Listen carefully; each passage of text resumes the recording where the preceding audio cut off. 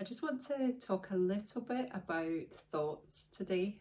So, the number one reason people come to me and say that they want to learn meditation and mindfulness is because they get completely plagued by too many thoughts and they don't know how to handle them. They feel they can't ever get a break. It's like being on a hamster wheel of all these thoughts.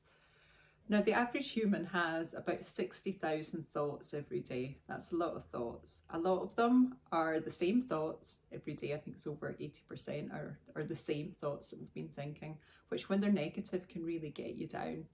And a lot of them are negative. That's the other thing. We're wired for negativity and we tend to think negative thoughts. It's an inbuilt survival mechanism. If we believe in the worst, then we're more likely to survive.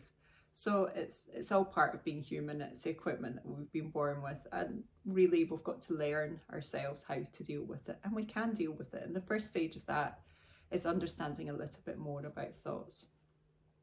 So the most important thing to remember about thoughts is they're not facts. Even the initial thought that you think, it's your interpretation of what's going on in the outside world. We then store that representation of our thoughts. And then when we retrieve that later, we're not retrieving the initial fact we've picked up, we're retrieving our stored representation. So very often thoughts can be slightly distorted depending on how we see them in the first place. So things like how we're feeling on the day, our moods, that can affect how we see things. If we meet someone in the street and they rush past us and don't speak to us, if we're in a great mood, then we're probably more likely to think they're busy, they've got something else to do. However, if we feel really bad about ourselves, we've just had an argument with someone, then we may think, oh God, what have I done to upset that person?